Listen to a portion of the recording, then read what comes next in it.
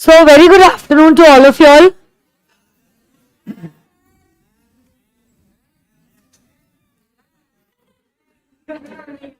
Okay. आज हम लोग कंपनीज एक्ट और एलएलपी एक्ट दोनों भी एक्ट्स का रिवीजन करने वाला है एकदम डिटेल में. Okay, if you all have your chart book in front of you all can keep the chart books with you all. If not तो आपकी जो नॉर्मल मेन बुक है उसी से आप ये रिवीजन कर सकते हो. ठीक है, this is a revision class.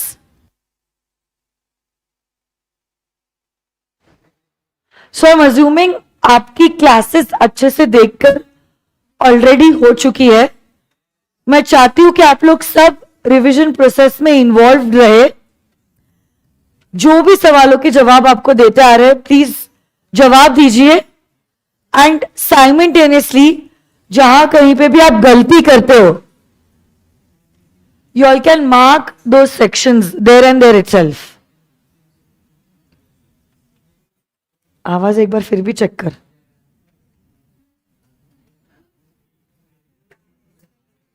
Check.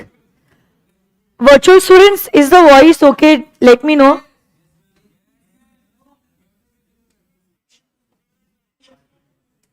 सही है. ओके, ठीक है. फिर firstly we are revising the companies act 2013. Everyone has to give the answers along with me. ठीक है, ओके. जहां तक कंपनीज एक्ट की ज्योग्राफिकल एप्लीकेबिलिटी है, कंपनीज एक्ट जो है it is applicable to whole of India. तो ज्योग्राफिकल एक्सटेंट की अगर मैं बात करती हूं, कंपनीज एक्ट पूरे इंडिया को एप्लीकेबल है. बट अब इंडिया में किन किन लोगों को यह कानून एप्लीकेबल होगा? तो सबसे पहली बात तो it applies to each and every company. Companies act 2013 it applies to each and every company. It's also applicable to insurance companies, banking companies, companies that are involved in the generation and supply of electricity. It is also applicable to companies incorporated under special acts, and it is also applicable to body corporates as notified by the central government. तो CG ने कुछ body corporates को notify भी किया है, जैसे कि national highway authority of India, food corporation of India.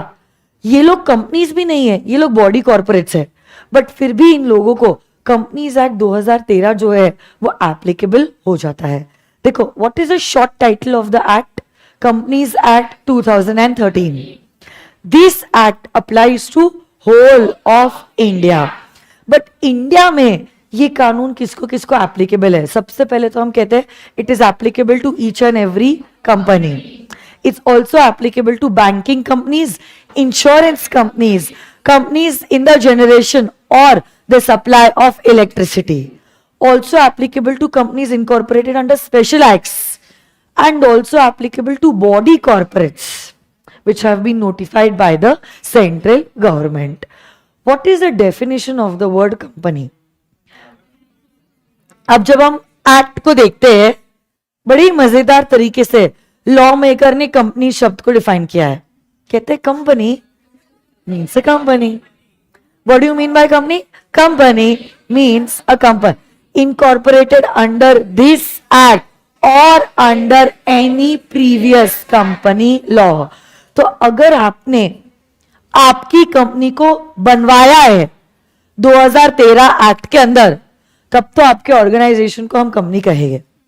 But even if your company was incorporated under previous acts, जैसे कि 2013 के पहले 1956 का एक्ट था, तब भी हम आपको कंपनी मानेंगे अंडर दिस एक्ट. उसके वजह से अगर आप कंपनी हो गए, आपको क्या 470 सेक्शंस लग गए? Yes. So that is why it's important for us to know what do you mean by the word company. So company means a company incorporated under this act or under any previous company law. But इस definition से कुछ खास समझ में नहीं आता है. इसलिए हमने कंपनी के देखे थे कुछ फीचर्स। तो बताओ कंपनी कैसी होनी चाहिए? Class. C is for common seal, L is for limited liability, A is for artificial person, P is for perpetual succession and S is for separate। पहली बात तो my dear friends, common seal it acts as a signature for the company. Company तो natural person है नहीं, it's an artificial person. अगर company artificial person है तो आपके और मेरे जैसे डॉक्यूमेंट्स पे साइन नहीं कर सकता है। तो इसीलिए हमने कॉमन सील का कॉन्सेप्ट इंट्रोड्यूस किया है। हमने कहा है ये जो कॉमन सील है इसको अगर आप लगा देते हो तो माना जाएगा कंपनी ने क्या कर दिया है, अपना कंसेंट दे दिया है। बट आज के जमाने में कॉमन सील मैंडेटरी है या ऑप्शनल है? तो अगर आपके पास कॉमन सील है क्या बात है, बट अगर आपके पास कॉमन सील ना भी है तो ऐसे केस में 2 डायरेक्टर्स और 1 director along with the company secretary can sign that document और माना जाएगा कंपनी ने अपना कंसेंट दिया है। L is for what? Limited liability. यहां पे मेंबर्स की लायबिलिटी कैसी होती है? लिमिटेड होती है। अब कितने हद तक लिमिटेड होती है वो डिपेंड करता है आपकी कंपनी क्या टाइप की है। इसी के बाद गॉड ब्लेस यू, इसी के बाद हम लोग कंपनीज के टाइप्स को देखने वाले हैं। Okay, we are going to classify the types of companies. तो डिपेंडिंग अपॉन डिफरेंट टाइप्स हम लोग ये देखेंगे कि मेंबर की लायबिलिटी कितने हद तक लिमिटेड है। पते की बात यह है हर मेंबर की लायबिलिटी होती है लिमिटेड। पार्टनरशिप और सोल प्रोप्राइटरीशिप जैसा नहीं है जहां पे आपको घर का पैसा डालना पड़ेगा। यहां पे मेंबर्स की लायबिलिटी होती है limited. Next, CL, A is for artificial person. Company is an entity which is created by law. तो इसलिए उसका नेचुरल बर्थ नहीं हुआ है, बाय अ प्रोसेस हमने कंपनी को रजिस्टर करवाया है और इसीलिए कानून की आंखों में in the eyes of law a person is born. और ये जो पर्सन बॉर्न हुआ है यही पर्सन एक आर्टिफिशियल पर्सन होता है, यही पर्सन होता है एक artificial person. So company form of organisation is an artificial person because it is created by law. System के द्वारा, लॉ के प्रोसेस के द्वारा ये एंटिटी इनकॉर्पोरेट होती है, रजिस्टर होती है और इसीलिए उसका बर्थ नेचुरल नहीं है। And that is why we call the company as an artificial person. साथ साथ में कॉमन सील, ये तो हो गया CLA। P is for perpetual succession. Company form of organisation का होता है परपेचुअल सक्सेस। परपेचुअल मतलब कंटिन्यूअस, सक्सेशन मतलब एग्जिस्टेंस। मतलब मेंबर्स आएंगे मेंबर्स जाए बट कंपनी जैसी है वैसी की वैसी ही रहेगी जन्मों जन्मों तक, युगों युगों तक कंपनी का एग्जिस्टेंस चलता ही रहेगा because its existence is different from the company itself. Company has a separate status in the eyes of law. Company अलग, मेंबर्स अलग, कंपनी अलग, डायरेक्टर्स अलग। हमने Salomon versus Salomon and company limited का case भी देखा था। वहां पे 2 सैलोमन ने कंपनी को इनकॉर्पोरेट किया था, वो डायरेक्टर भी बने बट फिर भी सैलोमन अलग व्यक्ति है कंपनी के कंपैरिजन में।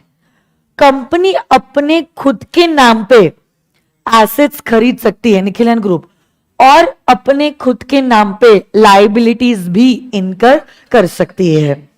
In fact company can sue someone in its own name and company can be sued by someone in its own name. It has a separate status, separate from its members and separate from its directors. तो ऐसे करके हमारे बनते हैं company form of organisation के features. आगे बढ़ने के पहले एक बार वापस से बता दो कंपनी के फीचर्स क्या है, कंपनी कैसी होनी चाहिए। क्या C is for L is for, A is for, P is for, and S is for. Yes or no guys?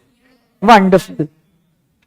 Corporate wheel देखो, एक साइड पे हमने अभी देखा, देखो ना यहां पे, company has yes a separate status, मतलब कंपनी अलग, मेंबर्स अलग, कंपनी अलग, डायरेक्टर्स अलग.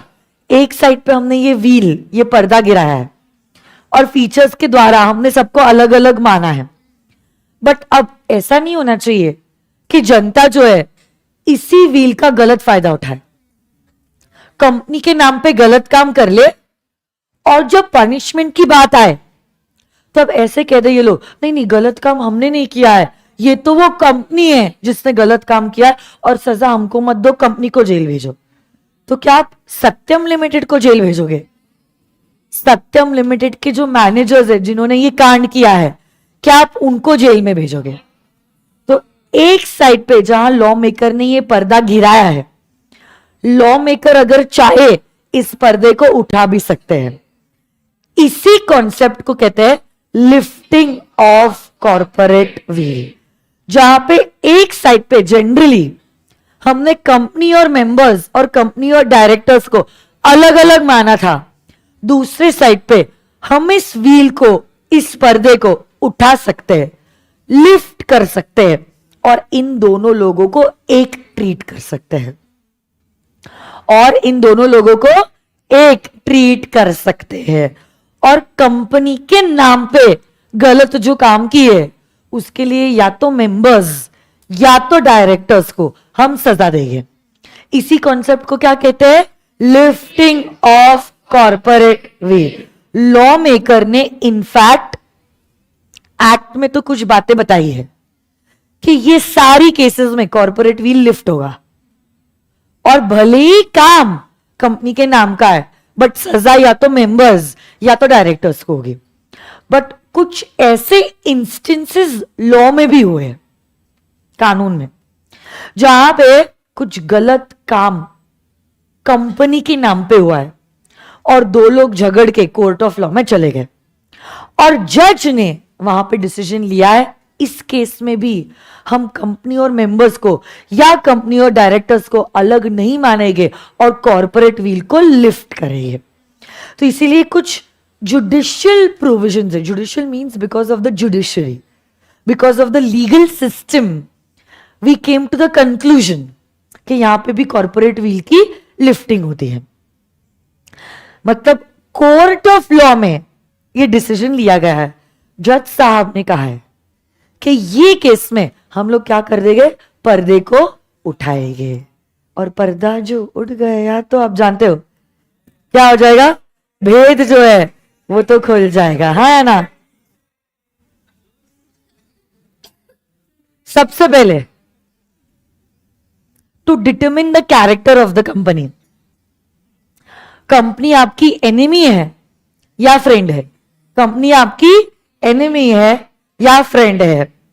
देखो याद कीजिए, ब्रिटिश कंपनी 1, ब्रिटिश कंपनी 2, इसने टायर्स बनाए और टायर्स मैन्युफैक्चर करके दूसरी कंपनी को बेच दिए.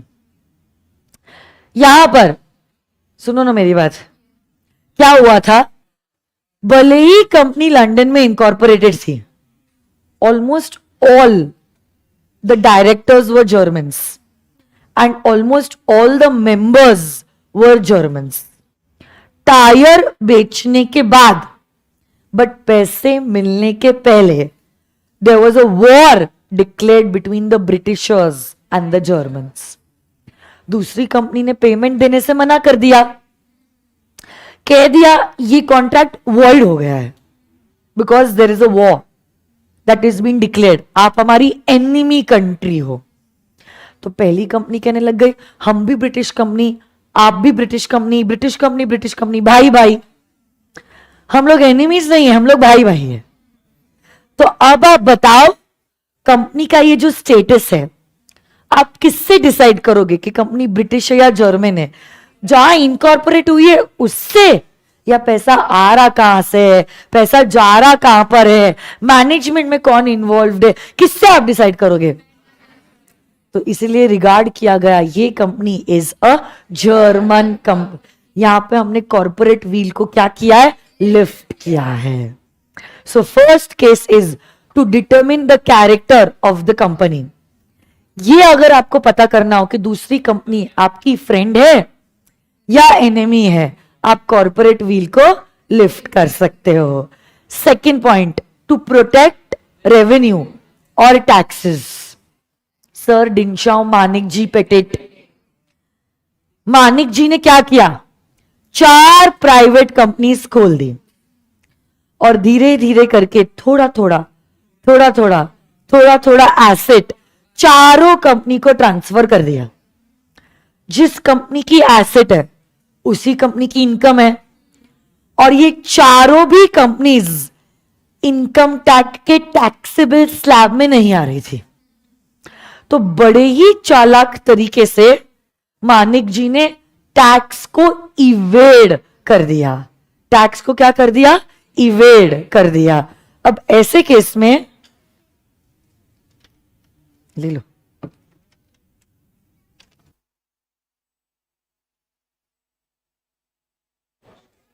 बड़े ही चालाक तरीके से मानिक जी ने टैक्सेस को क्या कर दिया, इवेड कर दिया। अब इनकम उनकी थी जो उन्होंने 4 जगहों पे स्प्लिट कर दी और इनकम टैक्स डिपार्टमेंट को धोखा दिया। तो अब डिपार्टमेंट भी कहता है हम ऐसी हरकतें एक्सेप्ट नहीं करेंगे। मानिक जी और ये चारों भी कंपनीज की जो इनकम है उसको हम क्लब करेंगे और इसी क्लब्ड इनकम पे हम आपको टैक्स देने लगाएंगे। गेटिंग दिस और नो माय डियर फ्रेंड्स? तो यहां पे हमने क्या किया है, क्या कॉर्पोरेट व्हील को हमने लिफ्ट किया है, हाँ है ना? और फिर हमने क्लब्ड इनकम पर मानिक जी को टैक्स देने लगाया है, हाँ है ना?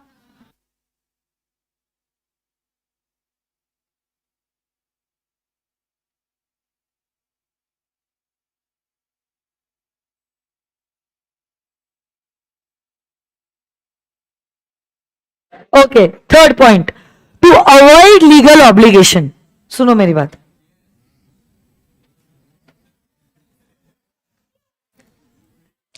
एक कंपनी ने क्या किया, मैनेजमेंट ने दूसरी कंपनी इनकॉर्पोरेट की, अपने कुछ एसेट्स वहां पे ट्रांसफर कर दिए क्योंकि उनको बोनस कम देना था अपने एम्प्लॉयज को, क्योंकि जितना ज्यादा प्रॉफिट उतना ज्यादा बोनस नहीं दे रहा था। इतना बोनस एम्प्लॉयज को, अपनी इनकम डाइवर्ट कर दी।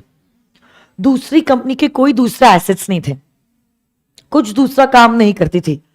Only purpose of incorporating the company was to not give bonus to the employees or to give reduced bonus to the employees. तो यहां पे भी हमने दोनों कंपनीज को अलग अलग नहीं माना, दोनों कंपनीज की इनकम को क्लब करके हमने बोनस अपने एम्प्लॉयज को दिया। मतलब क्या, हमने कॉर्पोरेट व्हील को लिफ्ट किया है। और second last point, holding and subsidiary. भले ही होल्डिंग और सब्सिडरी दो अलग अलग कंपनीज है, बट कुछ केसेस में हम ऐसा मानेंगे जैसे कि वो दो अलग अलग नहीं बल्कि एक ही कंपनी है। जैसे कि हम बनाते हैं कंसोलिडेटेड फाइनेंशियल स्टेटमेंट्स, जहां पे इनको अलग अलग नहीं एक ही मानते हैं। सिमिलरली अगर आप कोई भी कानून के प्रोविजन को डिफीट करना चाहते हो, कुछ फ्रॉड करना चाहते हो, कुछ कांड करना चाहते हो और कंपनी के अलग स्टेटस का गलत फायदा उठाना चाहते हो, हम कंपनी को नहीं बल्कि आपको सजा देंगे। जैसे कि सत्यम के केस में सत्यम लिमिटेड को हमने जेल नहीं भेजा, रामलिंगा राजू को हमने जेल भेजा है। तो यहां पे भी क्या हमने कॉर्पोरेट व्हील को लिफ्ट किया है। So these are the 5 cases wherein your corporate wheel can be lifted. Now next chart is relating to the types of companies. आ जाइए,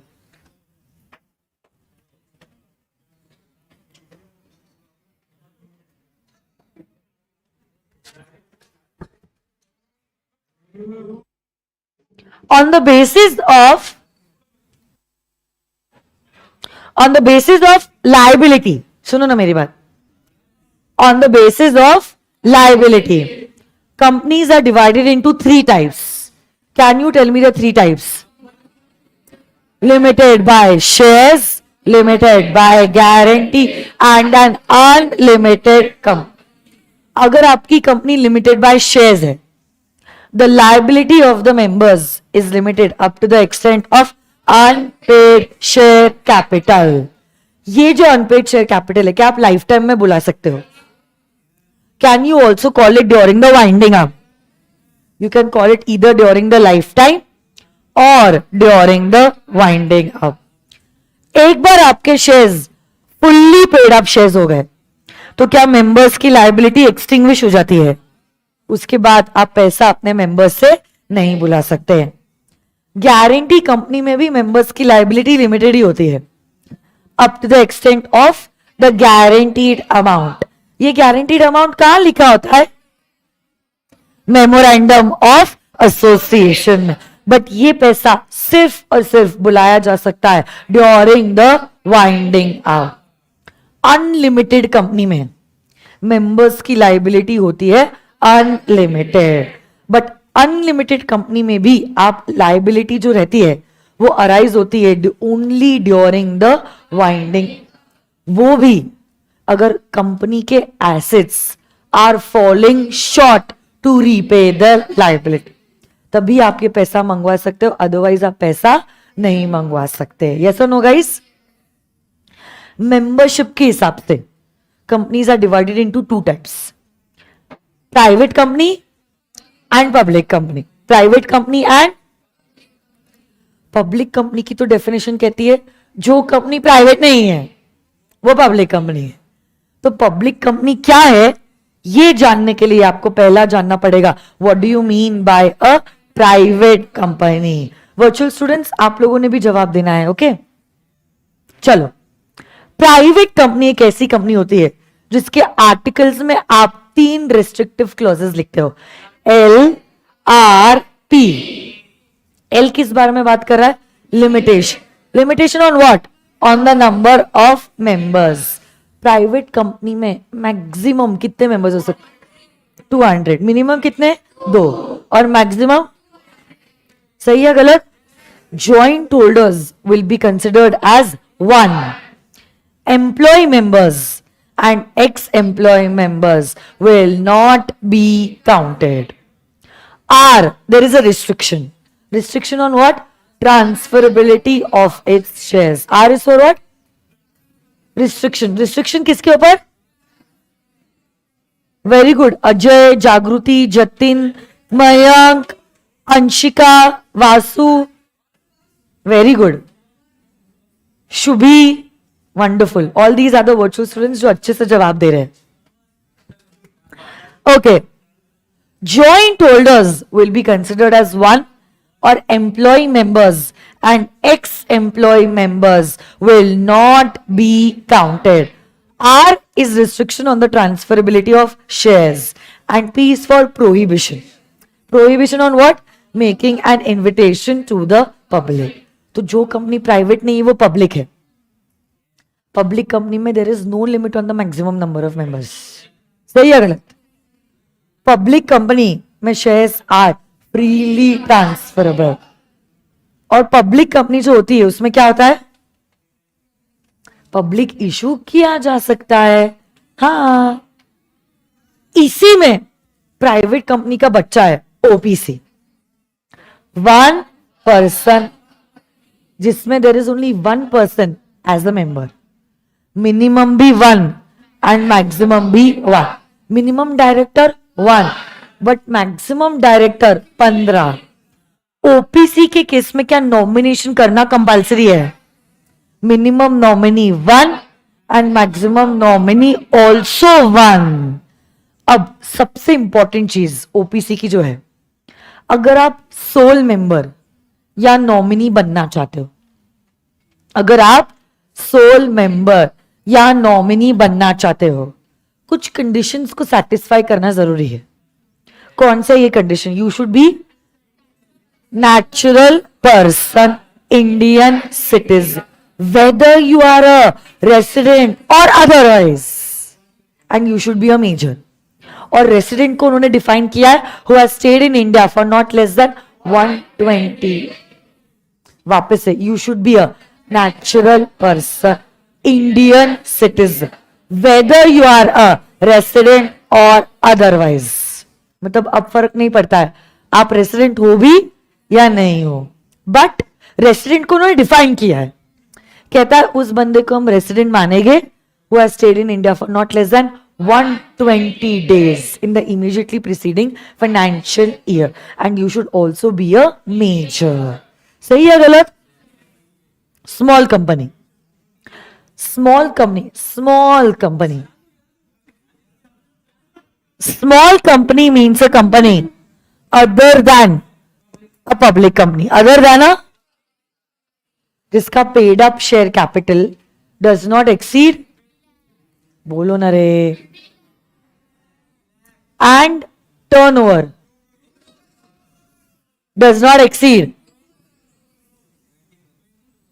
तो अब देखो मैं वही बोल रही हूं, आपकी जो लिमिट्स आपने कही है ना वो गलत कही है. 50 लाख बोला ना आपने, इस चार्ट में गलत होगा, मेरे को नहीं पता फिर कहां पे दिया है.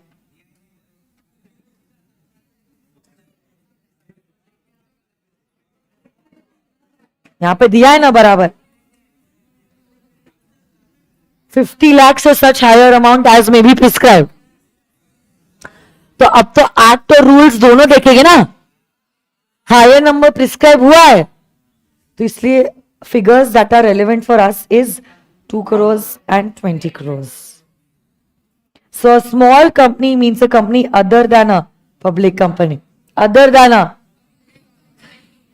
a जिसका paid up share capital does not exceed 2 crores और जिसका turnover does not exceed 20 crores. Yes or no guys? Next point. On the basis of control, companies are divided into 3 types: holding company, subsidiary company and an associate company. Holding company मतलब ऐसी company जिसकी कोई subsidiary है, और subsidiary company मतलब ऐसी company जिसकी कोई होल्डिंग है, जिसको कोई दूसरी कंपनी कंट्रोल कर रही है. By what? Controlling the composition of the board of directors. कब माना जाएगा जब एक कंपनी दूसरी कंपनी के डायरेक्टर्स के कॉम्पोजिशन को कंट्रोल कर रही है? When this company can either appoint or remove majority of the directors. You can either appoint or remove majority of the directors. You control more than 1/2 of the total voting power and you all are chain subsidiaries. इसमें से कुछ भी होगा तो माना जाएगा आप में होल्डिंग और सब्सिडरी का रिलेशनशिप है. ओके 10 मिनट से आ जाओ, 10 minutes. Okay. Associate company. What do you mean by an associate company? Associate companies. You have a significant influence over the other company. अब significant influence मतलब क्या? Yes. You hold at least 20% of the total voting power. तो माना जाएगा you all are associate companies. उसके अलावा भी there are different categories of companies, miscellaneous. पहली बात तो government company. Not less than 51% of the paid up share capital is held either by central government, state government, partly by central and state government, and a subsidiary of a government company is also regarded as a government company. Foreign company मतलब ऐसी company which is incorporated, having a place of business, not for profit. Very very very very very important. Section 8 companies, ऐसी company को incorporate किया है not with the intention of making profits but with the intention of promotion of art, science, commerce, literature, education, sports वगैरह वगैरह. हाँ, social activities, protection of monuments etcetera etcetera. ठीक है, ये कंपनीज डिविडेंड नहीं दे सकती है. They are prohibited from the distribution of dividend. In fact जितना भी प्रॉफिट उन्होंने कमाया है has to be utilized. For what? Yes, for the purpose of, yes, for the promotion of their objective. ऐसी कंपनी को इनकॉर्पोरेट करने के लिए क्या लाइसेंस की जरूरत है? सेंट्रल गवर्नमेंट इनको लाइसेंस देता है. जहां सीजी उनको लाइसेंस दे सकता है, सीजी क्या उनका लाइसेंस छीन भी सकता है. वाइंडिंग अप के वक्त भी सरप्लस एसेट्स मेंबर्स को डिस्ट्रीब्यूट नहीं किए जा सकते. They have to be donated to another section 8 company. ये कंपनीज ने अपने नाम के आगे प्राइवेट लिमिटेड या लिमिटेड ना लिखा तो भी क्या चलेगा? डोरमेंट कंपनी ऐसी कंपनीज होती है जिसमें कोई भी सिग्निफिकेंट अकाउंटिंग ट्रांजैक्शन नहीं हो रहा है. किसको कहेंगे significant accounting transaction? Transaction other than payment of fees by the company to the registrar, payment to fulfill the requirements of the act, allotment of shares and payment for the maintenance of office and records. ये transaction अगर आप कर भी लेते हो तो भी क्या चलेगा? इसको हम सिग्निफिकेंट अकाउंटिंग ट्रांजैक्शन नहीं मानेंगे. डोरमेंट का स्टेटस आपको मिलता है सिर्फ और सिर्फ 5 सालों के लिए. And lastly, Nidhi companies are by the members and for the members. Yes or no, guys? Next point. चलो. Formation of a company. कोई भी कंपनी को फॉर्म करने के लिए कम से कम 1, 2 या 7 लोग लगते हैं. 1 in case of a 1-person company. 2 in case of a private company. And 7 in case of a public company. तो कोई भी कंपनी को फॉर्म करने के लिए कम से कम 1, 2 या 7 लोग लगते हैं. कैसे इनकॉर्पोरेट करेंगे? सेक्शन नंबर 7 इस बारे में बात करता है. हमने एक समरी चार्ट भी बनाया था. सबसे पहली बात तो आप इनकॉर्पोरेट करने के लिए एक फॉर्म देते हो INC 32 स्पाइस प्लस. उसके भी पहले क्या आप नाम रिजर्व करते हो स्पाइस प्लस के पार्ट ए में? कितने दिनों के लिए नाम रिजर्व होता है? 20 डेज के लिए. और उसी 20 दिनों के बीच आप क्या करोगे? बहुत सारे डॉक्यूमेंट्स सबमिट करोगे. उसी 20 दिनों के अंदर क्या करोगे? बहुत सारे डॉक्यूमेंट्स सबमिट करोगे. कौन से documents? Memorandum of association, articles of association, particulars of first subscribers, particulars of first directors, consent of first directors, address of correspondence. और 2 टाइप का डिक्लेरेशन. पहला डिक्लेरेशन कौन दे रहा है? CA, CS, CA में एडवोकेट एंड डायरेक्टर. और दूसरा first subscribers and first directors. Yes और नो गाइज? ये सब कुछ करोगे तो आपको मिलता है एक सर्टिफिकेट ऑफ इनकॉर्पोरेशन. इसी दिन से क्या कंपनी का जन्म होता है. जो नाम आपने सर्टिफिकेट पे लिखा है वही नाम कंपनी का होगा और उसी दिन से कंपनी पैदा हुई है. The date of incorporation. सही है गलत? और इसी सर्टिफिकेट ऑफ इनकॉर्पोरेशन में क्या कंपनी का सिन 21 अल्फा न्यूमेरिक कोड क्या लिखा होता है? वापस से बताओ ना कौन से डॉक्यूमेंट्स आप सबमिट करते हो? Memorandum of association, articles of association, particulars of first subscribers, particulars of first direct, consent of first directors, declaration. 2 type का डिक्लेरेशन है. CA, CS, CA में advocate and director and first subscribers and first directors, and you also give the address of correspondence. ऐसे करोगे तो क्या एक company incorporate हो जाएगी. और यही जो कंपनी है क्या उसके फीचर्स क्लैप्स आ जाएंगे.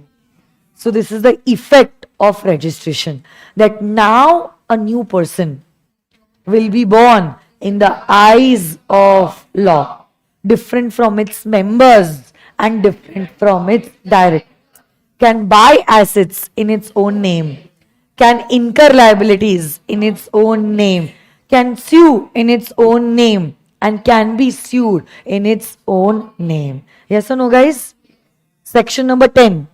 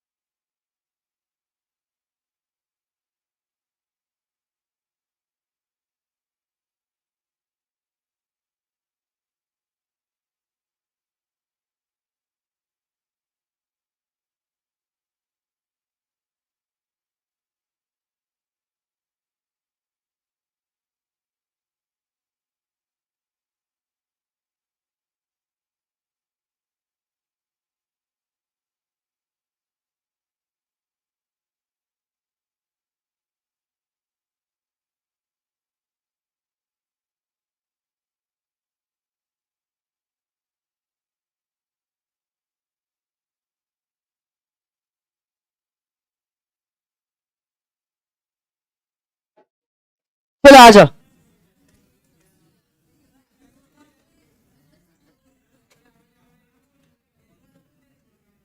तू जा रहा है क्या? जा.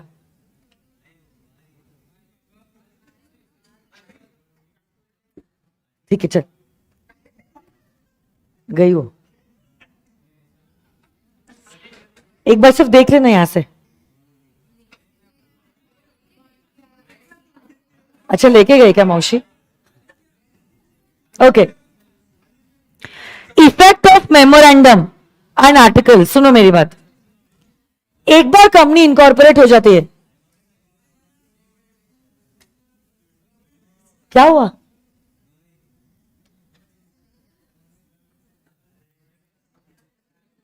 क्या हुआ? क्यों?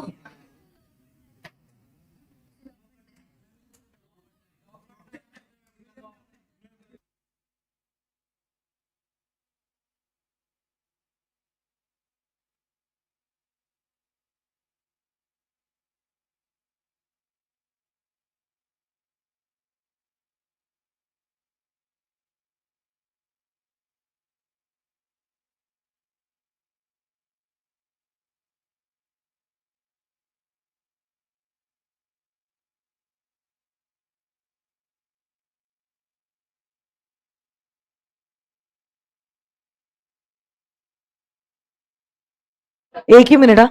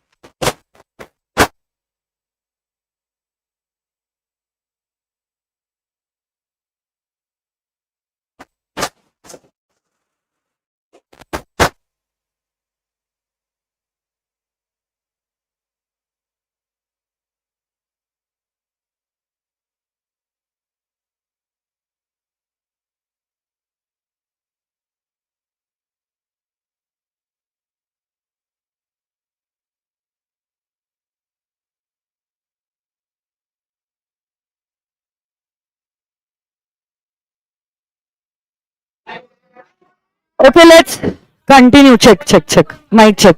आवाज चेक. चलो let's continue. Effect of memorandum and article, इस पॉइंट पे थे हम लोग. तो क्या कहता है ये पॉइंट? एक बार कंपनी इनकॉर्पोरेट हो गई, ऐसा माना जाएगा जैसे कि हर मेंबर ने कंपनी के साथ एक कॉन्ट्रैक्ट एंटर किया है. अब कॉन्ट्रैक्ट एक्ट में तो आप एक्सपर्ट हो गए, आप लोग जानते हो कि अगर दो लोग कॉन्ट्रैक्ट एंटर करते हैं, that contract becomes binding on these people, जिसकी वजह से अब हम ये कह सकते हैं ये सारे प्रोविजंस जो मेमोरेंडम और आर्टिकल्स में लिखे हैं, company is bound towards its members for all these provisions. Even the members are bound towards the company for the provisions because it's a contract entered between two people. Company and the members are not bound towards the outsider. So this is what this section says. Capital. तो अब देखो, capital means the share capital. यही capital अलग अलग types में classified है. सबसे पहले तो आपका ऑथराइज शेयर कैपिटल. ये वो अमाउंट है जो कंपनी मैक्सिमम शेयर्स के रूप में कलेक्ट कर सकती है. ऑथराइज शेयर कैपिटल के क्लॉज में आप ये भी लिखते हो कि आपके टोटल नंबर ऑफ शेयर्स क्या है और उनकी फेस वैल्यू क्या है. यही ऑथराइज शेयर कैपिटल मेमोरेंडम में लिखा होता है. मेमोरेंडम के बहुत सारे क्लॉजेस है, उसमें से वन ऑफ द क्लॉज है कैपिटल क्लॉज. और मेमोरेंडम एक डॉक्यूमेंट है जिससे कंपनी इनकॉर्पोरेट होती है, और इसीलिए ऑथराइज शेयर कैपिटल को कभी कभार रजिस्टर्ड कैपिटल भी कहते हैं. क्या कहते हैं? बट जितना ऑथराइज है पूरा का पूरा इशू करे ऐसा जरूरी नहीं है, और इसीलिए वो कैपिटल का पार्ट जो आपने इशू किया है उसको कहते हैं as the issued share capital. उसको क्या कहते हैं? Issued share capital. इशू किया है बट पूरा का पूरा सब्सक्राइब हो ऐसा जरूरी नहीं है. इशू में से जितना पब्लिक ने सब्सक्राइब किया है उसको कहते हैं as the subscribed share capital. अब हो सकता है आपने सारे मेंबर्स से 8 रुपए बुलाए, बट कुछ कुछ लोग हैं जिन्होंने सिर्फ 6 रुपए दिया है, लास्ट कॉल के 2 रुपए नहीं दिए. तो जितना आपने पैसा बुलाया है उसको कहते हैं कॉल्ड अप कैपिटल. जितना पैसा आपको मिला है उसको कहते हैं पेड अप कैपिटल. और जो पैसा आपने बुलाया है बट मिला नहीं है उसको कहते हैं calls in arrear. So called up minus calls in arrears is known as paid up capital. Yes or no guys? Shares. Equity shares हो सकते हैं या तो हो सकते हैं preference shares. Yes or no guys? Equity shares भी ordinary हो सकते हैं या shares with differential voting rights. वैसे ही preference shares के भी अलग अलग types होते हैं. Cumulative, non-cumulative, convertible, non convertible, participating, non. But irredeemable preferences कभी नहीं होते. प्रेफरेंसेस कंपल्सरी रिडीम किए जाते हैं, वो भी with in a period of 20 years. Okay, अब मेमोरेंडम और आर्टिकल के बारे में चर्चा करते हैं. चलो, हर एक कंपनी के 2 मेन डॉक्यूमेंट्स होते हैं. कौन से? Memorandum of association, articles of association. कहां पे लिखा होता है नाम और काम, और इसी काम को करोगे कैसे? In the articles of association. Memorandum से कंपनी का ऑब्जेक्टिव क्या है वो समझ में आता है. इनफैक्ट अगर किसी इन्वेस्टर ने कंपनी में पैसा डाला है, मेमोरेंडम रीड करके अब उसको ये समझ में आएगा ये पैसा किस पर्पस के लिए इस्तेमाल होने वाला है. और अगर कोई भी क्रेडिटर कंपनी के साथ कॉन्ट्रैक्ट एंटर करता है, इसी मेमोरेंडम को रीड करके अब उसको ये समझ में आ जाएगा whether this contract is within the powers of the company or beyond the powers of the company. इसी मेमोरेंडम के बहुत सारे क्लॉजेज है. क्या आप मेमोरी टेक्निक बोल सकते हो? मुझे बोलो. NR Wonderful. N is for? R is for? L is for? Liability clause. O is for? C is for? And आ गई इस पर ओपीसी है तो नॉमिनेशन क्लॉज भी लिखा जाएगा. अब पहले नेम क्लॉज. कंपनी का नाम क्या है वो लिखा जाता है in the name clause. Private company है तो नाम के आगे प्राइवेट लिमिटेड लिखा होगा. पब्लिक कंपनी है तो नाम के आगे पब्लिक लिमिटेड लिखा होगा. R is for registered office clause. उसमें आप सिर्फ लिखते हो state of your registered office. सिर्फ क्या लिखते हो? State of your registered office. Members की लाइबिलिटी कितने हद तक लिमिटेड है वो लिखा जाता है in the liability clause. Company काम क्या करना चाहती है वो लिखा होता है in the object clause. Company का कैपिटल कितना है, ऑथराइज्ड शेयर कैपिटल, वो लिखा होता है इन द कैपिटल क्लॉज. और कंपनी के फर्स्ट सब्सक्राइबर्स का नाम लिखा होता है इन द एसोसिएशन क्लॉज. हाँ है ना. आर्टिकल्स में आप लिखते हो bylaws, the rules and regulations for the internal management. Company काम करेगी क्या वो एमओए में लिखा होता है.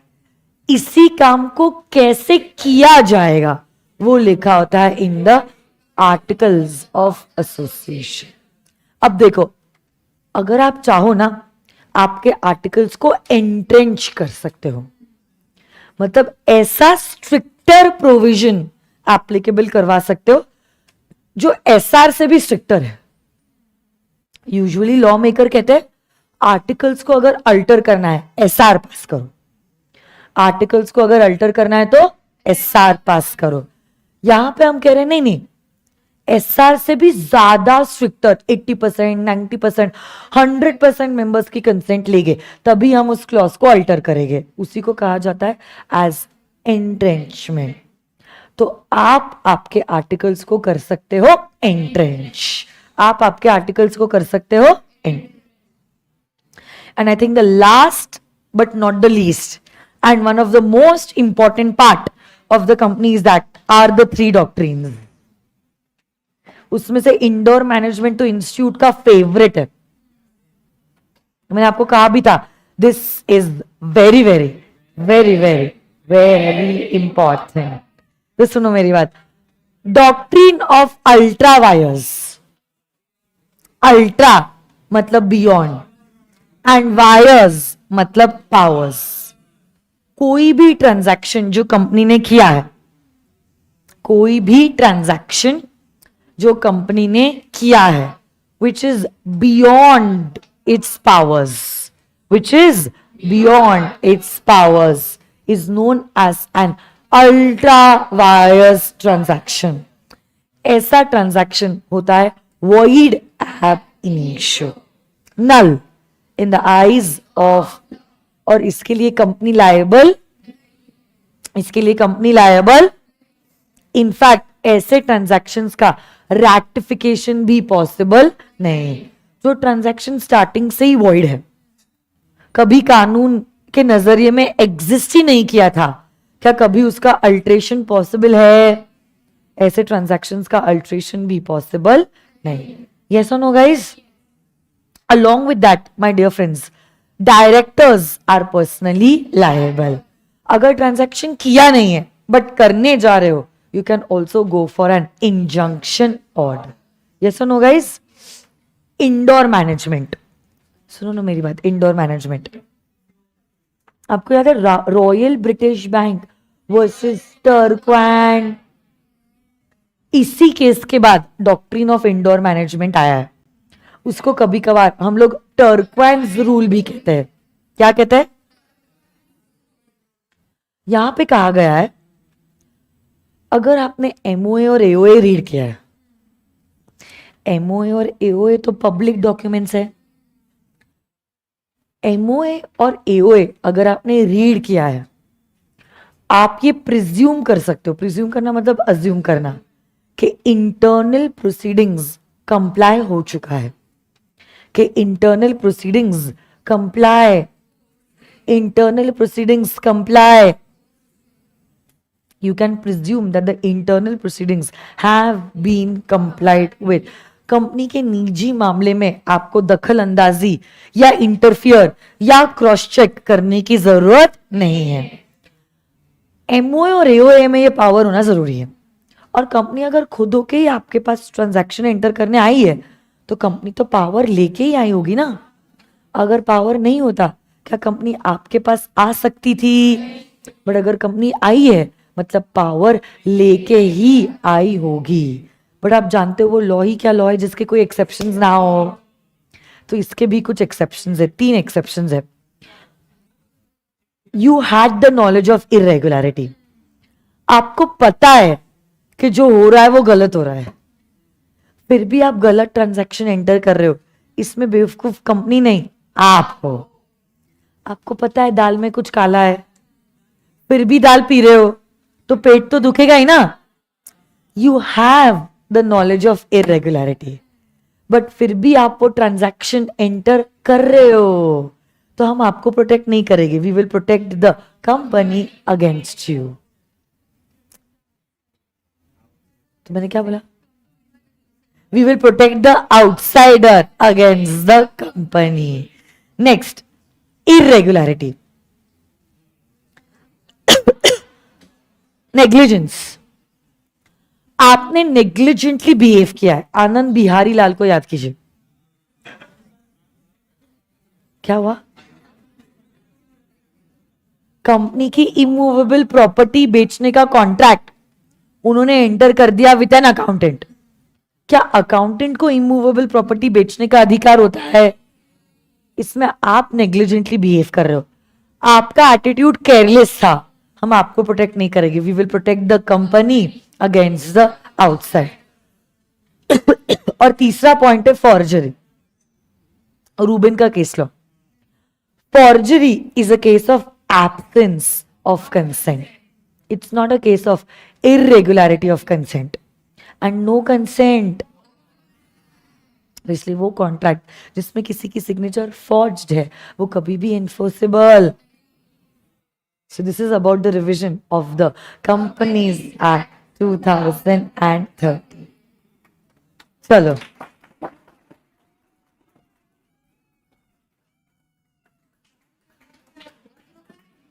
Now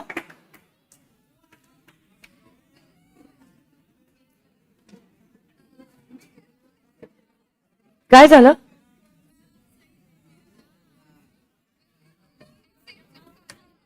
देखो यार, ऐसे कर रहे हो तुम मेरे साथ.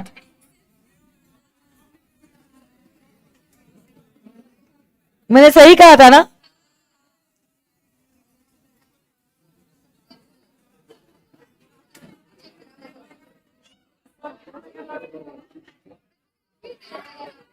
एलएलपी एक्ट जो है ना, एलएलपी एक्ट, वो मैं मेन बुक में से रिवाइज कर रही हूं because you know there are certain amendments also.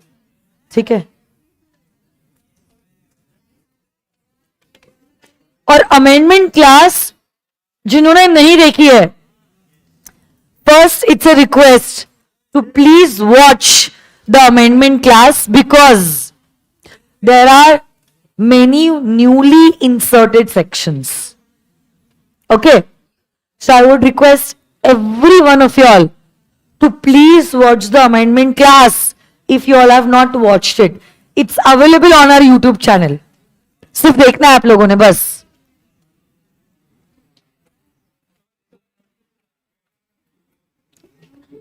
आ जाइए.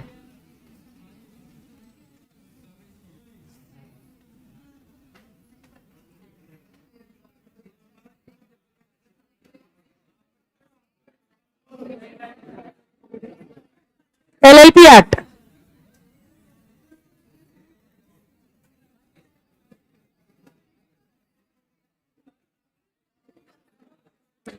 बातें क्यों कर रहे हो आप लोग सब? Let's start then. जहां तक ज्योग्राफिकल एप्लीकेबिलिटी की बात है, एलएलपी एक्ट जो है it's applicable to whole of India. काफी छोटी एक्ट है, 81 सेक्शंस ही है और 4 शेड्यूल है, बट आपको पूरा एक्ट एप्लीकेबल नहीं है, सिर्फ थोड़े बहुत प्रोविजंस है जो आपको एप्लीकेबल है। एलएलपी एक्ट, एलएलपीज का सबसे बड़ा एडवांटेज होता है कि यहां पे पार्टनर्स की लायबिलिटी होती है लिमिटेड। एक साइड पे जहां पे हमने कहा है कि पार्टनर्स की लायबिलिटी लिमिटेड होती है, दूसरी साइड पे हम ये भी कहते हैं उतनी फ्लेक्सिबिलिटी भी है पार्टनर्स के बीच में to do business transaction according to their own choice. So it's the blend of a company and a partnership. और हमने दोनों के भी एडवांटेजेस उठा दिए और एक नई एंटिटी को बनाया है which is an LLP. It is having the flexibility in the internal structure and at the same time the liability of the partners is limited. कुछ डेफिनेशंस है जो इंपॉर्टेंट है। सबसे पहले बॉडी कॉर्पोरेट, इसकी डेफिनेशन में चेंज है। Body corporate में क्या क्या इंक्लूडेड है? Indian company, foreign company, Indian LLP, foreign LLP, and it does not include a corporation sole और a cooperative society. Business is a very broad word to include trade, profession, occupation. उसके बाद financial year is the year माने की 12 months starting from 1st of April and ending on 31st of March। ऐसी LLP जो outside India incorporate हुई है but having a place of business in India is known as a foreign LLP. Partner के लिए आप लोग बता सकते हो कौन पर्सन पार्टनर बन सकता है? चलो, एनी इंडिविजुअल और a body corporate can become a partner. Any individual or a body corporate can become a partner. Minimum partners कितने होते हैं? And is there any limit on the maximum number of partners? Individual में भी you should not be of unsound mind. Okay.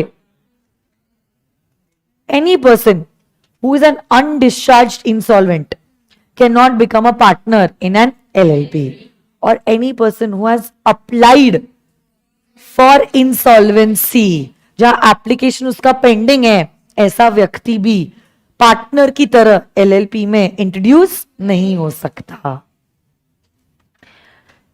हमने एक side पे तो कह दिया हर एलएलपी में लगते हैं कम से कम 2 पार्टनर्स, बट अगर कभी भी एलएलपी के लाइफ में your number of partners reduce below 2, हाँ मतलब 1, and this LLP continues to do the business for more than 6 months, 6 महीने के बाद that partner will be personally liable for all the liabilities even incurred in the name of the LLP। 2 तो partners होना जरूरी है, plus every LLP shall also have at least 2 designated partners, जिसमें से one of them shall at least be a resident of India. Resident of India means a person who has stayed in India for not less than 120 days. Yes or no, guys?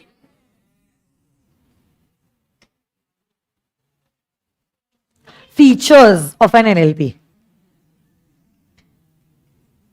LLP natural person है या artificial person है?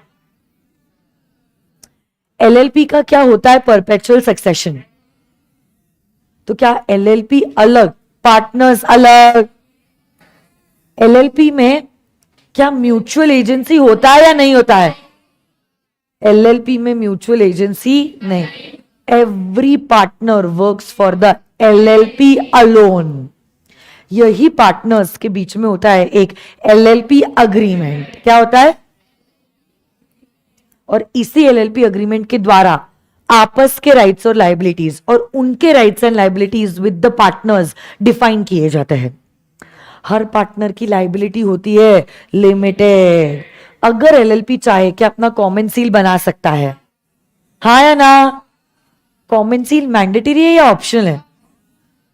अगर common seal है क्या बात है, अगर ना भी है तो दो directors designated partners can sign on behalf of the LLP. हाँ या ना? मिनिमम कितने डेजिग्नेटेड पार्टनर्स होते हैं और मिनिमम कितने पार्टनर्स और maximum partners? LLP should be incorporated only to do business. LLP cannot be incorporated for a charitable purpose. क्या आपकी पार्टनरशिप फर्म LLP में कन्वर्ट हो सकती है? क्या आपकी प्राइवेट कंपनी LLP में कन्वर्ट हो सकती है? क्या आपकी अनलिस्टेड पब्लिक कंपनी LLP में कन्वर्ट हो सकती है? शेड्यूल नंबर 2, 3, 4 रिस्पेक्टिवली सारे डॉक्यूमेंट्स का फाइलिंग क्या इलेक्ट्रॉनिक फॉर्मेट में ही किया जाता है? हाँ या ना? Next, incorporation of an LLP. पहली बात तो कोई भी LLP को इनकॉर्पोरेट करने के लिए क्या कम से कम 2 पार्टनर्स लगते हैं? क्या 2 डेजिग्नेटेड पार्टनर्स भी लगते हैं? क्या आप रजिस्ट्रार के पास आपका नाम रिजर्व करोगे? Your name will be reserve for a period of 3 months in E form number 1. जब तक आपका नाम रिजर्व्ड है, क्या बहुत सारे डॉक्यूमेंट्स आप रजिस्ट्रार को देते हो? LLP का नाम, LLP का रजिस्टर्ड ऑफिस, पार्टनर्स का नाम, पार्टनर्स का एड्रेस, डेजिग्नेटेड पार्टनर का नाम, डेजिग्नेटेड पार्टनर का address, proposed business of the LLP, consent of partners and designated partners and declaration by CA, CS, CMA, advocate along with at least 1 subscriber. ये सारी चीजें हो जाती है कि आपकी LLP इनकॉर्पोरेट हो जाएगी. इफेक्ट क्या होगा रजिस्ट्रेशन का? अब एक सेपरेट पर्सन बोर्न हो जाएगा इन the eyes of law. It can buy assets in its own name, incur liabilities in its own, it can sue someone in its own name and it can be sued by someone in its own name. ये सारे documents क्या registrar अपने पास retain रखेगा और LLP को देगा एक certificate of incorporation within a period of 14 days. इसी सर्टिफिकेट को हम कंक्लूसिव एविडेंस मानते हैं कि वो सारे स्टेप्स जो इनकॉर्पोरेशन के लिए लगते हैं वो LLP ने कंप्लाई किए हैं. हर LLP का क्या होना चाहिए? अपना रजिस्टर्ड ऑफिस फॉर कम्युनिकेशन.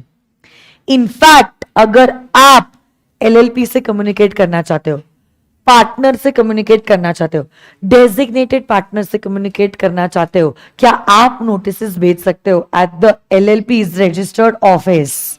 अगर LLP चाहे कि अपना रजिस्टर्ड ऑफिस शिफ्ट भी कर सकता है. नाम के लिए बताओ, आपके LLP का नाम shall not be similar to any other LLP, any other company or a registered trademark. हाँ या ना? So basically it should not be undesirable in the opinion of the central government. अगर आपका नाम अनडिजायरेबल है, किसी दूसरे LLP के नाम से सिमिलर है, रजिस्टर्ड ट्रेडमार्क से सिमिलर है, क्या CG आपको नोटिस देगी? 3 महीनों के अंदर क्या आपको स्टेप्स कैरी आउट करने पड़ेंगे in order to change your name. और अगर रजिस्टर्ड ट्रेडमार्क से सिमिलर है तो proprietor of registered trademark will apply to the CG within a period of 3 years और CG आपको नोटिस देगा और 3 महीनों के अंदर आप नाम चेंज करवा लोगे. अगर आपने नाम चेंज नहीं किया, क्या CG खुद आपका नामकरण कर लेगा? और ये नया नाम अगर आपको पसंद नहीं आया, क्या आप प्रोसेस फॉलो करके नाम चेंज कर सकते हो?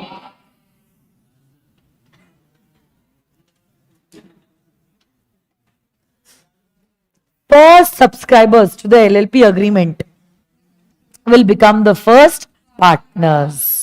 इसी LLP agreement से आप rights और liabilities define करते हो और यही LLP agreement जो है ई फॉर्म नंबर 3 में 30 दिनों के अंदर ROC के पास फाइल की जाएगी. तो ऐसे करके एक नया पर्सन बॉर्न हो जाता है इन द आईज ऑफ. जैसे किसी पार्टनर की डेथ होती है, इंसॉल्वेंट हो जाता है, इंसेन हो जाता है, does he cease to be a partner? अगर कोई पार्टनर चाहे नोटिस देके क्या रिजाइन भी कर सकता है, but this notice has to be of at least 30 days. That also it should be given in writing to all other partners, and this shall also be delivered to the registrar. हाँ या ना? Partner का नाम या address change हुआ है, partner का नाम या एड्रेस चेंज हुआ है, उसको क्या 15 दिनों के अंदर एलएलपी को बताना पड़ेगा? एलएलपी को 30 दिनों के अंदर क्या रजिस्ट्रार को बताना पड़ेगा? कोई नया पार्टनर आया है, कोई एग्जिस्टिंग पार्टनर गया है, एलएलपी को इस बारे में रजिस्ट्रार को 30 दिनों के अंदर बताना पड़ेगा. इनकमिंग पार्टनर है तो क्या उसका रिटन में कंसेंट लोगे? And this document which you're submitting to the registrar shall be signed by all the designated part. Shall be signed by all the. क्या म्यूचुअल एजेंसी का रिलेशनशिप एग्जिस्ट करता है? So every partner is liable to the LLP alone and not to other partners. उनकी liability कितने हद तक limited होती है? जितना उन्होंने अग्रीमेंट में लिखा है. अगर आप बियॉन्ड द पावर्स जाते हो, will you be personally liable for the same? आप उन्हीं ट्रांजैक्शंस के लिए एलएलपी को लायबल कर सकते हो, to those transactions which were entered, which were within the powers of the partner. Yes और no guys? Otherwise partner liable नहीं होता है. बट कुछ कुछ केसेस में पार्टनर्स की लायबिलिटी होती है अनलिमिटेड. कब कब अनलिमिटेड होती है? आपने ऐसी कोई हरकत की है in order to defraud the creditors और एनी अदर पर्सन और एनी फ्रॉड्यूलेंट एक्ट. पार्टनर्स की लाइबिलिटी कैसी होगी? क्या आपको 5 सालों तक के लिए जेल भी भेजा जा सकता है और फाइन लगेगा मिनिमम 50,000 और मैक्सिमम ऑफ 5 लाख रुपीस. किसी ने अगर विसल ब्लोइंग की है,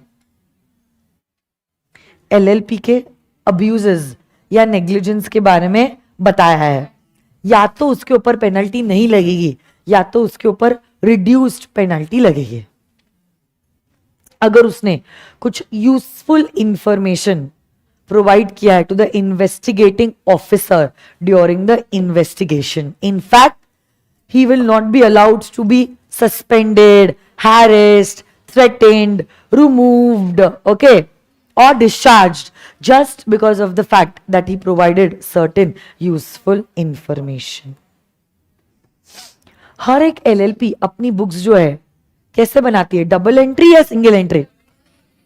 और सारी की सारी बुक्स रखी जाती है एलएलपी के रजिस्टर्ड ऑफिस में.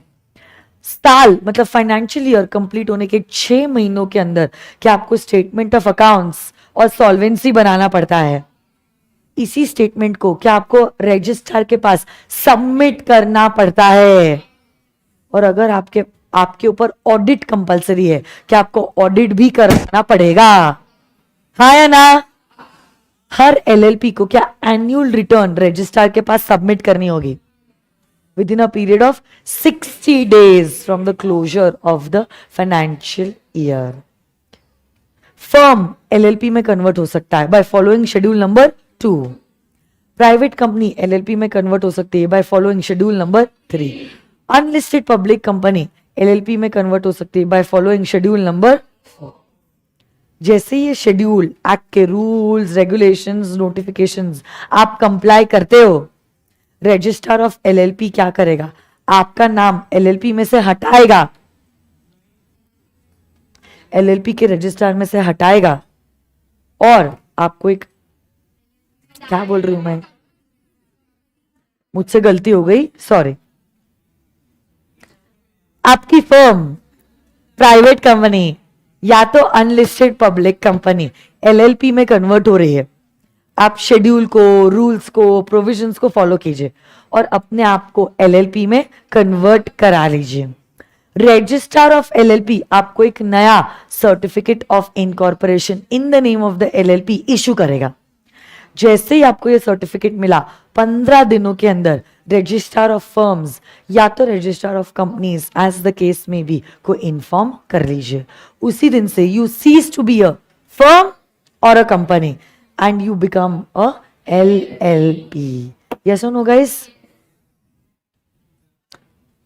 फॉरेन LLP एक ऐसी LLP होती है which is incorporated outside and having a place of business.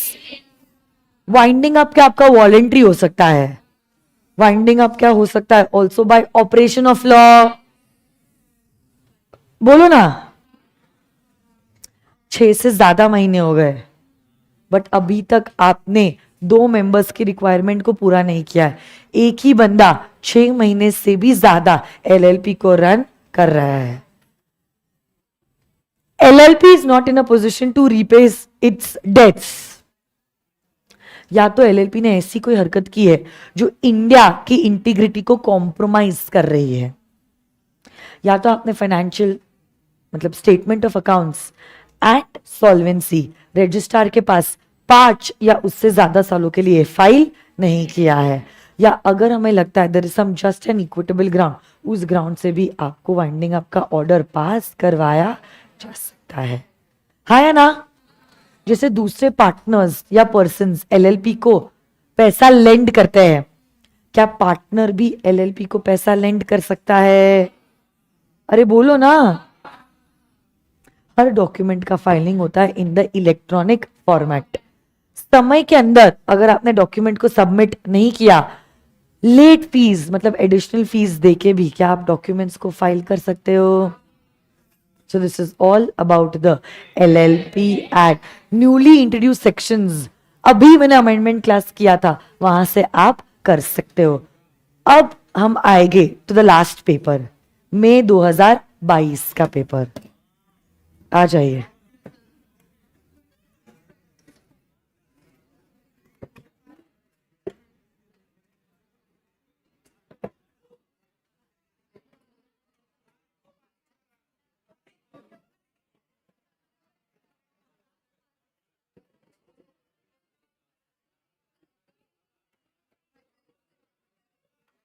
बोलो ना.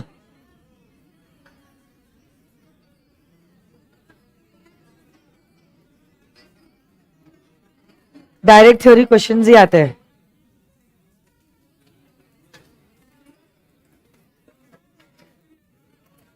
Okay.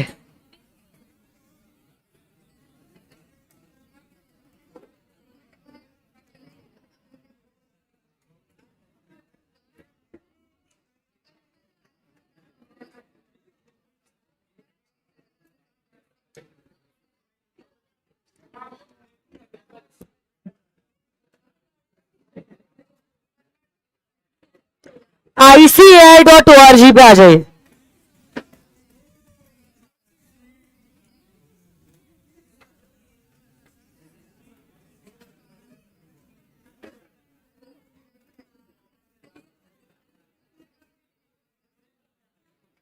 Students,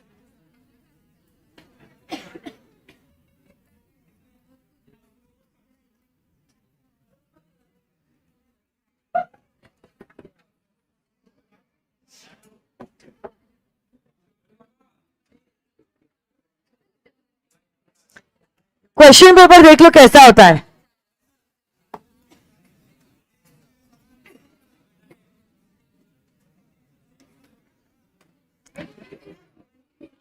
So question 1 is always compulsory.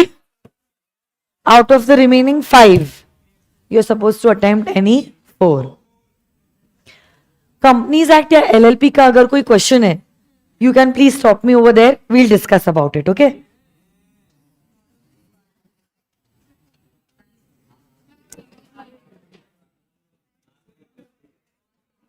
Compulsory question है. कंपनीज एक्ट अगर नहीं किया, 4 marks lost from 100 marks.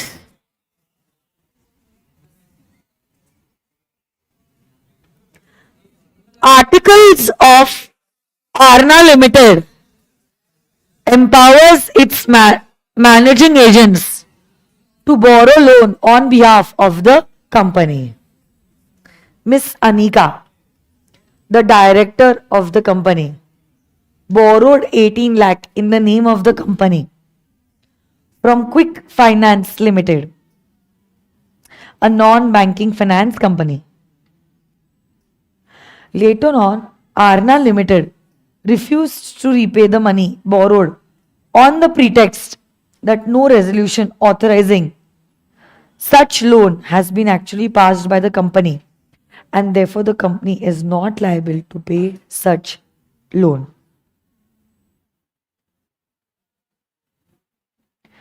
Decide whether the contention of Arna Limited is correct in accordance with the provisions of the Companies Act 2013. Very good यार. Doctrine of Indore. Company अगर खुद होके आपके पास चल के आई है, आपको सिर्फ ये देखना है मेमोरेंडम और आर्टिकल्स में पावर है या नहीं. ऐसा प्रिज्यूम किया जाएगा कि कंपनी इंटरनल मैनेजमेंट को कंप्लाई करके ही आपके पास आई होगी. तो यहाँ पे अगर कंपनी खुद होके चल के गई है, इट विल बी प्रिज्यूम्ड कि इंटरनल मैनेजमेंट ऑलरेडी कंप्लाई हो चुका है. इंटरनल प्रोसीडिंग्स ऑलरेडी कंप्लाई हो चुका है. हमें इंटरनल प्रोसीडिंग्स देखने की जरूरत नहीं. We will protect the outsider against the company. Yes और नो गाइस?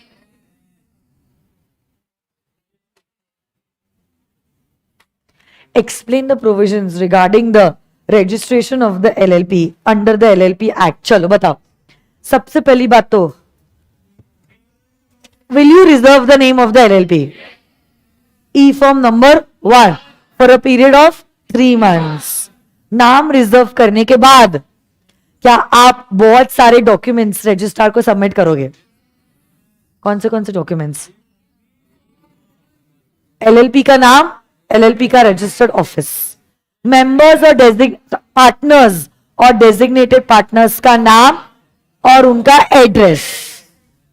फिर उसके बाद business, proposed business of the LLP, consent of all the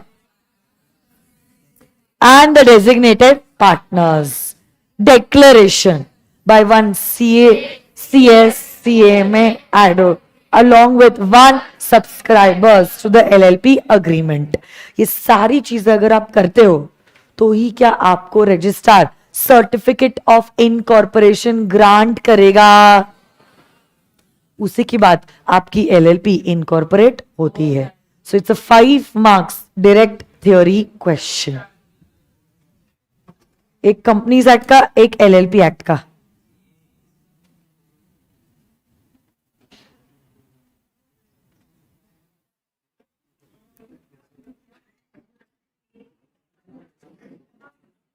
छह मार्क का सवाल है. Explain the doctrine of ultra vires under the companies act 2013 and what are the consequences of ultra wires acts of the company. Ultra wires मतलब beyond the powers of the company. हर वो कोई transaction जो company के MOA के object clause के बाहर है उसको मानेंगे अल्ट्रा वायर्स एक्ट. उसका इफेक्ट होता है such transactions are void they are null in the eyes of law. ऐसे ट्रांजैक्शंस का रेक्टिफिकेशन पॉसिबल नहीं. In fact the directors are personally liable. Transaction किया नहीं है बट करने जा रहे हो, then you can go for an injunction order. Yes और no guys? So this is about ultra vires and the effects thereon. इतने ही क्वेश्चंस हो गए मेरे हिसाब से. और एक है,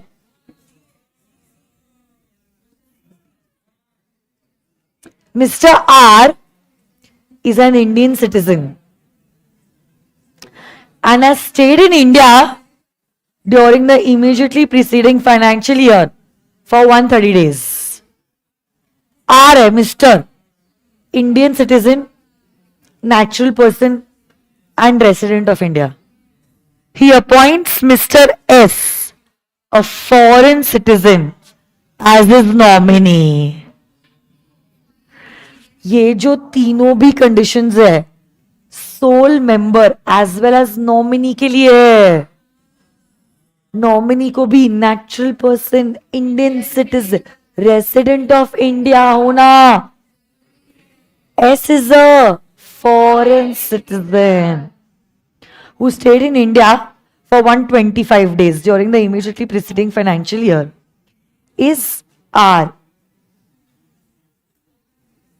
eligible to be incorporated as a one person company. तो क्या R सोल मेंबर बन सकता है? Yes, क्योंकि वो natural person, Indian citizen, resident of India है. If yes, can he give the name of S in the memorandum as the nominee? Why no? Because he is a foreign citizen. और foreign citizen ना ही sole member ना ही nominee की तरह appoint हो सकते हैं. So he will have to appoint someone else to be the nominee for his OPC. हाँ, हो गया.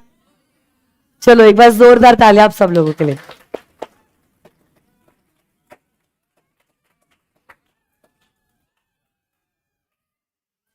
कुछ चीजें मैं आप लोगों को बताना चाहती हूं.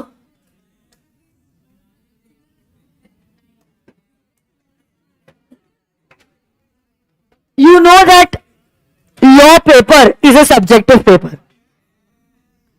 तो आप कैसे आंसर्स लिख रहे हो वो भी बहुत इंपॉर्टेंट है. हमने क्लास में बहुत डिटेल में डिस्कस किया है कि आंसर्स को लिखते कैसे हैं. तो अब क्वेश्चन या तो डायरेक्ट थ्योरी हो सकता है या तो केस स्टडी बेस्ड क्वेश्चन हो सकता है. डायरेक्ट थ्योरी भी आप पॉइंट वाइज फॉर्मेट में लिखोगे और अगर केस स्टडी बेस्ड क्वेश्चन है you need to divide your answers into 4 parts: facts, reference, analysis and conclusion.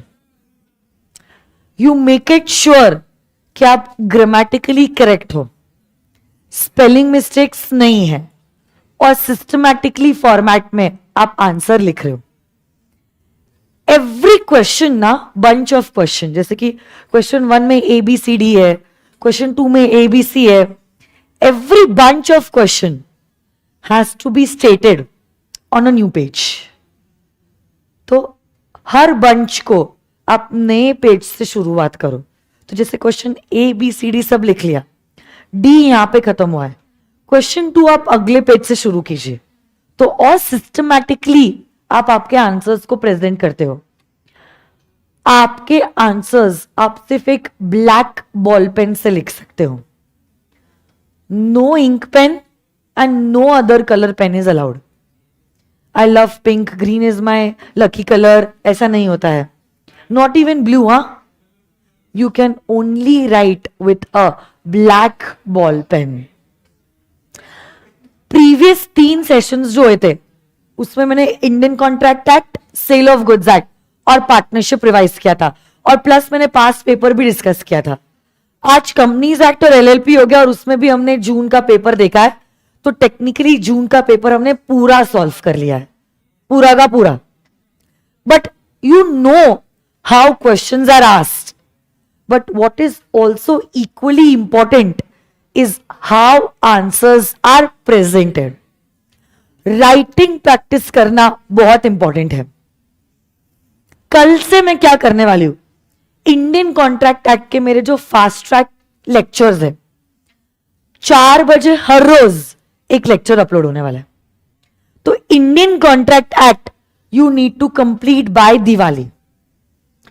पूरा फास्ट ट्रैक. हो सकता है आपकी बैच में मैंने Indian contract act regular batch में 40 दिनों में पढ़ाया है.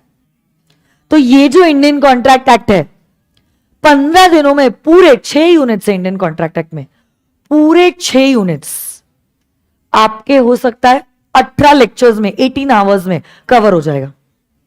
तो अब आने वाले 18 दिनों में टारगेट है जो फास्ट ट्रैक लेक्चर्स में मैं सिखा रही हूं, लेक्चर देखो, सुन लो मेरी बात, लेक्चर देख लो. फास्ट ट्रैक बैच के लेक्चर्स है, मतलब it's not a revision batch. Try to understand, it's a fast track batch.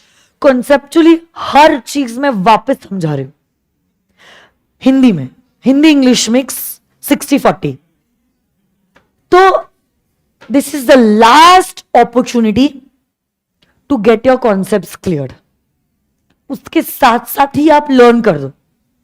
In fact 4 बजे मेरा लेक्चर अपलोड होगा, 5 बजे तक लेक्चर खत्म हो जाएगा. लेक्चर देख लिया, 1 रीडिंग कर लो. सपोज लेक्चर नंबर 1 में मैंने आधा फर्स्ट यूनिट कंप्लीट कर दिया है, फर्स्ट यूनिट का आधा से फॉर एग्जाम्पल कंप्लीट कर दिया है, 1 to 1 रीडिंग वापस कर लो आप. अभी तो आपको पूरी क्लैरिटी हो जाएगी कितनी चीजें आपकी वीकनेसेस है या पेंडिंग है, उधर ही खत्म कर लो.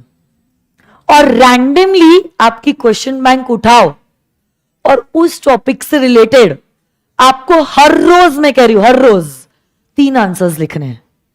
आप बहुत सीरियसली लो मेरी बातों को, अभी आप लाइटली नहीं ले सकते हो.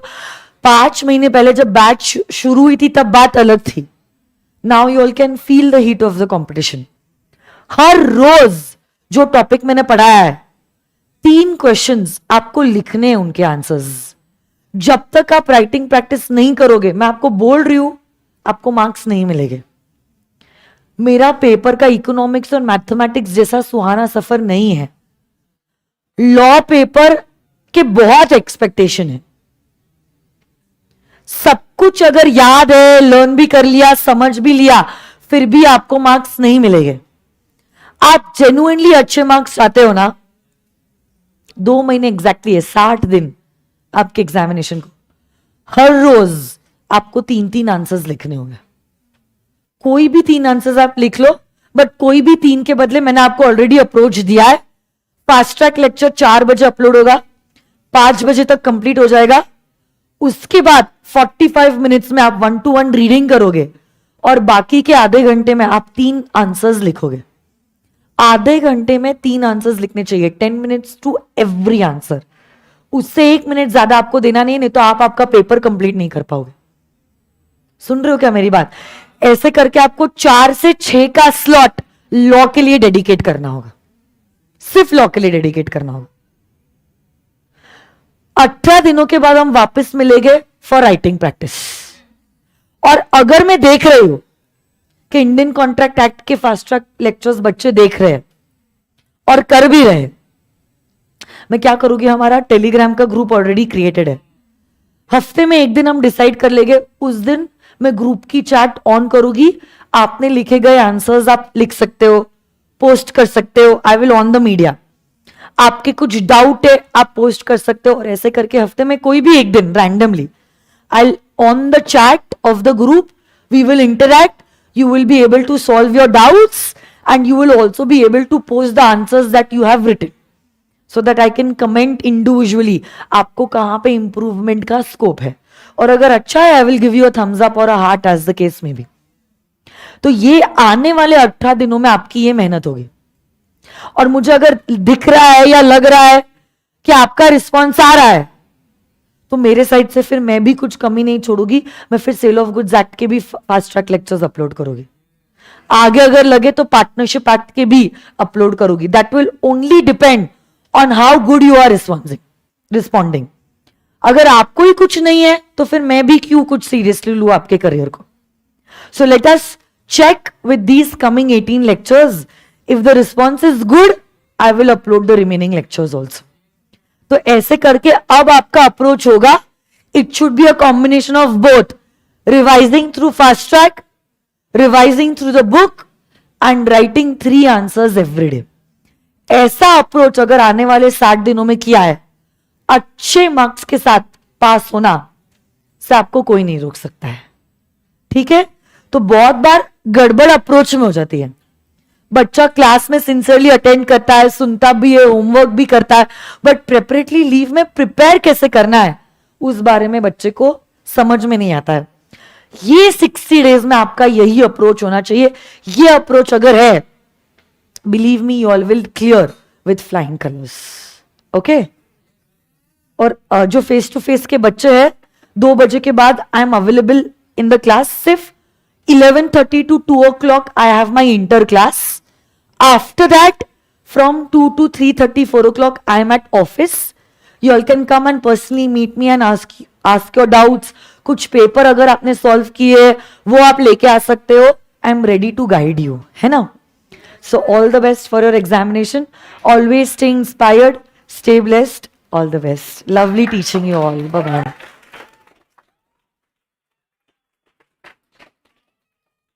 ये फास्ट ट्रैक लेक्चर्स जो है they will be uploaded on our YouTube channel Swapnil Patni at 4 o'clock every day at 4 o'clock. 4 बजे के पहले make it sure you are completing the rest of the papers and subjects. 4 से 6 मेरा स्लॉट होगा और उसके बाद आप वापस से दूसरे पेपर्स कंटिन्यू कर सकते हो. Bye bye.